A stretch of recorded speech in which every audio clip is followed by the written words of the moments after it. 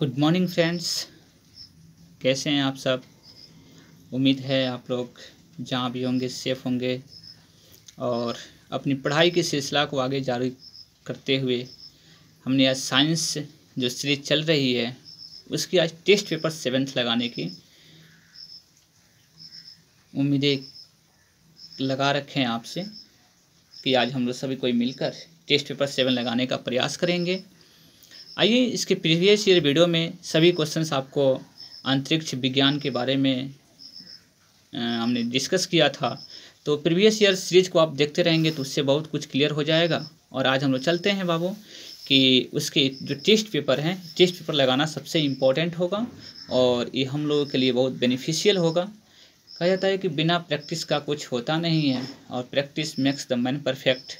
Practice ही इंसान को एक सफल मनुष्य बनाता है। इसलिए चलते हैं आज प्रैक्टिस सेट का टेस्ट पेपर का करते हैं शुरुआत आरके मैथमेटिक्स के साथ। चलिए जुड़े रहिए आप लोग। आज हम लोग चलेंगे बाबू, पहली क्वेश्चन है कि अंतरिक्ष विभाग की स्थापना कब हुई थी। तो देखिए अंतरिक्ष विभाग की स्थापना 1972 ईस्वी में किया गया था। कब किया गया था? तो 1972 ईस्वी में। अंतरिक्ष विभाग की स्थापना कब किया गया था? तो 1972 ईस्वी में। अंतरिक्ष में जाने वाली प्रथम महिला कौन थी? तो देखिए अंतरिक्ष में जाने वाली जो पहली महिला थी वह थी रूस की, सोवियत संघ रूस की वेलेंटीना तेरेस्कोवा। वेलेंटीना तेरेस्कोवा थी अंतरिक्ष में जाने वाली प्रथम महिला, तो वेलेंटीना तेरेस्कोवा थी। सोडियम का प्रतीक क्या होता है? तो देखिए सोडियम जो होता है ना उसको Na से डिनोट करते हैं। किसे डिनोट करते हैं? Na से।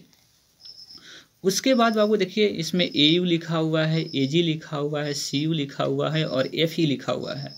तो Au, Ag, Cu, Fe में सबसे अधिक तन्य कौन होता है? तन्य मतलब इसको बोलते हैं इलेक्ट्रिसिटी। इलेक्ट्रिसिटी का अर्थ होता है मतलब जिसमें तन्यता गुण ज़्यादा पाई जाती है। तो ये सोना है, ये चांदी है, ये कॉपर है और ये आयरन है। तो सबसे अधिक इसमें तन्य आपको सोना होता है। सोना को आप कितना भी पतली सी पतली पत्थर तक बना सकते हैं, इसलिए सबसे तन्य कौन सा होता है? तो सोना होता है। तो सोना को कैसे डिनोट करते हैं हम लोग? Au से डिनोट करते हैं। इसलिए आंसर कितनी हो जाएगी आपके पास? Au हो जाएगा। उसके बाद समझते हैं कि 18 कैरेट में कितना शुद्ध सोना पाया जाता है। देखिए 18 कैरेट में 75% शुद्ध सोना इसमें पाई जाती है।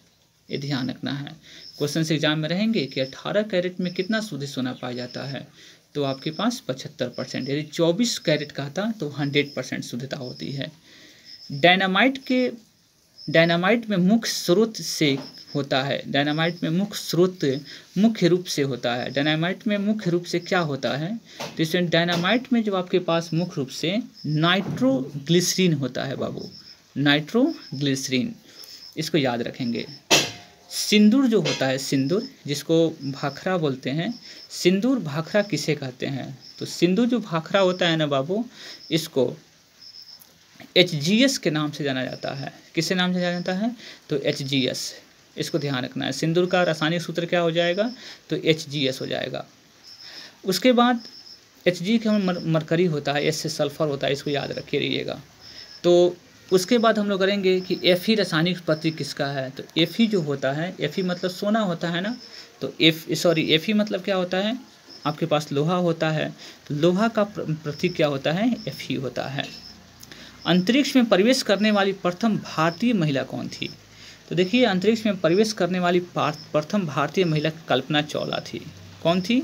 तो कल्पना चावला थी, जो 1997 ईस्वी में गई थी। और सुनीता जो विलियम्स गई थी तो 2007 में गई थी। तो इसको ध्यान रखना है हम लोगों को। तो अंतरिक्ष में प्रवेश करने वाली प्रथम भारतीय महिला कौन थी? तो कल्पना चावला थी। उसके बाद बाबू समझना है कि चंद्र तल पर मनुष्य को उतारने वाला प्रथम अंतरिक्ष यान कौन था? यानी कि चंद्रमा पर मनुष्य के द्वारा उतारने वाला प्रथम अंतरिक्ष यान का नाम क्या था आपके पास? तो आपने पढ़ा था पीछे ना, उसका नाम था अपोलो 11। क्या बोलते हैं सर? अपोलो 11। अपोलो 11 एक ऐसा आपको अंतरिक्ष यान था जो फर्स्ट बार मनुष्य को चंद्रमा पे उतारा था। विदेशी भूमि से छोड़ा गया भारत का पहला वैज्ञानिक उपग्रह का नाम क्या था? तो आर्यभट्ट था। क्या था बाबू? तो आर्यभट्ट था। आर्यभट्ट जो हम लोगों का भारतीय आपको उपग्रह था जो आपको विदेशी भूमि से छोड़ा गया था, ये तो इसको समझना है। ऑटोमोबाइल बैटरी में कौन सा अम्ल प्रयोग किया जाता है? ऑटोमोबाइल बैटरी में, ऑटोमोबाइल की जो बैटरी होती है उसमें कौन सा अम्ल का प्रयोग किया जाता है? तो ऑटोमोबाइल बैटरी में हम लोग H2SO4 का यूज करते हैं। ऑटोमोबाइल बैटरी में कौन सा अम्ल का यूज किया जाता है? तो H2SO4 की। उसके बाद हम लोग समझना है बाबू कि ऑयल ऑफ विट्रियोल किसे कहते हैं? Oil of vitriol, oil of vitriol आपको कहा जाता है H2SO4 को। तो 2 क्वेश्चंस आपको बहुत इंपॉर्टेंट है कि ऑटोमोबाइल बैटरी में कौन सा अम्ल प्रयोग किया जाता है? तो H2SO4 किया जाता है। और ऑयल ऑफ विट्रियोल किसे कहते हैं? तो ऑयल ऑफ विट्रियोल H2SO4 को ही कहा जाता है। चांदी का प्रतीक क्या है? चांदी जो आपने देखा था ना, तो एयू को सोना बोलते हैं, एजी को क्या बोलते हैं? चांदी। तो चांदी का प्रतीक क्या होता है? तो एजी होता है। आपने समझ में आ गई। अब हम लोगों को 15 नंबर क्वेश्चन हैं कि सल्फर के अणु का रासायनिक सूत्र क्या है? तो सल्फर को बाबू इंडिकेटिंग करने के लिए हम लोग इसमें कौन से सूत्र का प्रयोग करते हैं? तो S8 का, S4 नहीं होता है, क्या होता है? S8 का। तो सल्फर का अणु सूत्र का अणु का सही सूत्र क्या होता है? तो S8 से हम लोग सल्फर के अणु का सही सूत्र होता है S8 होता है। उसके बाद है बाबू C2H SOH का सूत्र क्या है? तो C2H SOH का बाबू हम लोगों को इसमें कौन सा आपके पास हो जाएगा? तो इसको बोलते हैं इथाइल अल्कोहल। क्या बोलेंगे बाबू? Ethyl alcohol. क्योंकि अल्कोहल का फंक्शनल ग्रुप क्या होता है? तो OH होता है, इसलिए क्या हो जाएगा? यह इथाइल अल्कोहल हो जाएगा। उसके बाद समझना है कि डाइफ्लोरोमीथेन बाजार में किस नाम से पाया जाता है? तो डाइफ्लोरोमीथेन जो होता है वह बाजार में फ्रियोन 12 के नाम से जाना जाता है। किस नाम से जाना जाता है आपके पास? तो फ्रियोन 12 के नाम से। उसके बाद समझना है बाबू क्विक सिल्वर का रासायनिक नाम क्या है? तो क्विक सिल्वर को हम लोग पारा बोलते हैं। क्विक सिल्वर को क्या बोलते हैं बाबू? पारा या पारद इसको बोल सकते हैं। तो क्विक सिल्वर का रासायनिक नाम क्या है? पारा। सबसे भारी धातु कौन सी है? तो सबसे भारी धातु आपके पास यूरेनियम होती है। कौन सी होती है? तो यूरेनियम। उसके बाद हमें समझना है कि पीतल, तांबा, जर्मन सिल्वर में कौन सब में पाया जाता है? पीतल, तांबा, जर्मन सिल्वर में कौन सब में पाया जाता है? इसमें बताइए कौन ऐसा आपको एलिमेंट है जो इसमें सभी में पाए जाते हैं? तो 20 नंबर में ऑप्शन नंबर इसमें करेंगे तांबा। जो तांबा है ना वो पीतल में भी पाया जाता है, तांबा तो है ही, जर्मन सिल्वर में भी तांबा पाया जाता है, इसको ध्यान रखना होगा। जस्ता चढ़ाने की प्रक्रिया में लौह चादर किससे लेपित किया जाता है? तो जस्ता चढ़ाने की प्रक्रिया में लौह चादर किससे आपको लेपित किया जाता है? तो वह है बाबू जस्ता चढ़ाने में, आप इसको याद कर लीजिएगा, जस्ता हो जाएगा। विक्रम साराभाई अंतरिक्ष केंद्र कहाँ है? तो विक्रम साराभाई अंतरिक्ष केंद्र आपको त्रिवेंद्रम में है, जो आपको बताया गया था ना प्रीवियस ईयर वीडियो में, साइंस सीरीज में आप उसको देख सकते हैं। वो वहाँ से आप थ्योरी, यानी कि एक बार थ्योरी हम लोग चल रहे हैं, उसके बाद टेस्ट पेपर लगा रहे हैं, तो थ्योरी पर्सन्स को देखना सबसे इम्पॉर्टेंट बात है। तो आप टेस्ट में इसको वहाँ पे क्वेश्चंस को सॉल्व कर सकते हैं।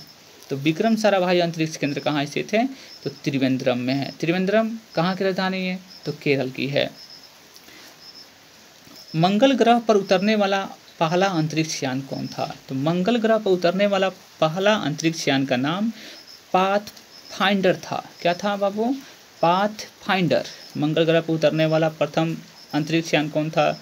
तो पाथफाइंडर था। शुद्ध कार्बन का सबसे कठोर रूप कौन सा होता है? तो शुद्ध कार्बन का सबसे कठोर रूप हीरा होता है। क्या होता है? तो हीरा, क्योंकि हीरा सबसे कठोर आपके पास रूप है। किसके रूप हैं? तो कार्बन के हैं। सबसे कठोरतम पदार्थ कौन है? सबसे कठोरतम पदार्थ भी बाबू क्या होता है? तो हीरा ही होता है, सबसे टॉप होता है।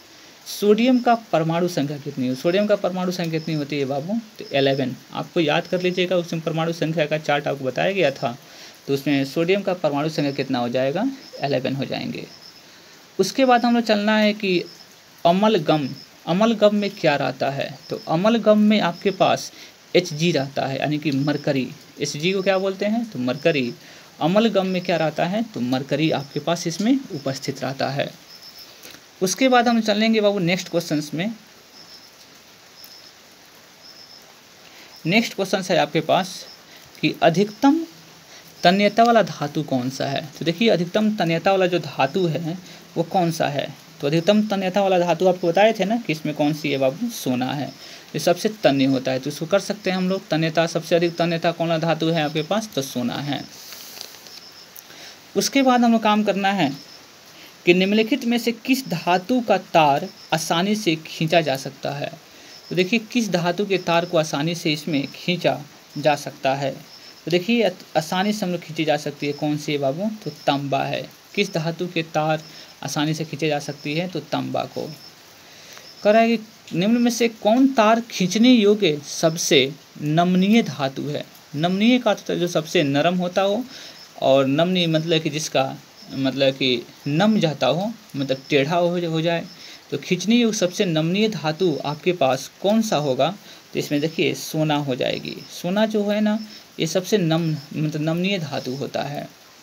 जल में सबसे कम घुलनशील कौन सी गैस है। तो जल में सबसे कम घुलनशील गैस कौन सी है, तो N2 है। इसको याद रखेंगे, नाइट्रोजन। सबसे अधिक कम घुलनशील कौन सी गैस है, तो बाबू N2 है। CaCO3 में कार्बन का प्रतिशत कितना होता है। तो CaCO3 में इसका ब्लीचिंग पाउडर हम लोग बोलते थे CaCO3 ना, तो इसका आपको इसमें कार्बन की प्रतिशत कितनी होती है। तो कार्बन की प्रतिशत आपके पास हो जाएगी 12% कार्बन आपके पास होता है CaCO3 में। हाइड्रोजन का सर्वाधिक प्रभावशाली ऑक्सीजन कर्ता कौन सा है। तो सबसे अधिक ऑक्सीजन कर्ता कौन सी होती है, तो फ्लोरीन होती है। इसको ध्यान रखें। हाइड्रोजन गैस किसे कहते हैं, तो हाइड्रोजन वाले जो एलिमेंट है ना इसको निष्क्रिय गैस के भी हम लोग बोलते हैं। तो उसमें कौन सा होता है बाबू, फ्लोरीन होता है। तो सबसे प्रभावशाली ऑक्सीकरण कर्ता कौन है, तो फ्लोरीन है। अम्ल वर्षा जो होती है मुख्यतः किस गैस के कारण होती है। तो अम्ल वर्षा मुख्यतः SO2 के कारण होती है, सल्फर डाइऑक्साइड। क्या बोलेंगे इसको, उसको सल्फर डाइऑक्साइड बोलेंगे, सल्फर डाइऑक्साइड। अम्ल वर्षा मुख्यतः किस गैस के कारण होती है, तो सल्फर डाइऑक्साइड की। मीथेन का रासायनिक सूत्र क्या होता है। तो मीथेन का रासायनिक सूत्र होता है CH4 होता है। कितना होता है आपके पास, CH4 होता है। सोडा वाटर बनाने के लिए कौन सी गैस प्रयुक्त होती है। तो सोडा वाटर बनाने के लिए हम लोगों को CO2 गैस का यूज करते हैं। सोडा वाटर बनाने के लिए CO2 गैस का यूज करते हैं। उसके बाद समझना है बाबू हम लोगों को कि तत्वों का सबसे पहले वर्गीकरण किया था, किसने किया था। तत्वों का सबसे पहले वर्गीकरण किसने किया था, तो न्यूलैंड्स ने किया था। तत्वों का सबसे पहले वर्गीकरण किसने किया था, तो न्यूलैंड्स ने किया था। रासायनिक यौगिक का सबसे छोटा संभावी यूनिट कौन सा है। तो रासायनिक यौगिक का सबसे छोटा यूनिट कौन सा है, तो आपके पास अणु है। इसको समझना है। रासायनिक यौगिक में सबसे छोटा संभावी यूनिट कौन सा है, तो अणु है। इसको ध्यान रखिएगा। इसमें कितने बच्चे परमाणु मार देते हैं, परमाणु नहीं होगा। जब रासायनिक यौगिक होगा तो उसमें अणु होगा। एक परमाणु द्रव्यमान को व्यक्त किया जाता है तो AMU यूनिट में किया जाता है। इसको याद रखेंगे। एक परमाणु द्रव्यमान को किस में यूनिट में हम लोग व्यक्त करते हैं, तो AMU में करते हैं। उसके बाद सबसे छोटा कण जिसमें उस तत्व के सभी गुण विद्यमान हो, उस क्या कहलाता है। तो एक वह छोटा कण जिसमें उस तत्व के सभी गुण विद्यमान हो, उसे क्या बोलते हैं बाबू, परमाणु बोलते हैं। उसे क्या बोलते हैं बाबू, परमाणु। इस प्रकार हमने टेस्ट पेपर लगाया और 40 क्वेश्चंस को अटेम्प्ट करने का प्रयास किया। और इसी प्रकार आप लोगों को हर एक थ्योरी के बाद आपको टेस्ट पेपर लगाई जाएगी, और सभी टेस्ट पेपर आपके ये एग्ज़ाम की दृष्टि से सबसे इम्पोर्टेंट होगा। तब तक के लिए आप लोग नेक्स्ट सीरीज का करिए इंतज़ार। तब तक के लिए आपको नमस्कार।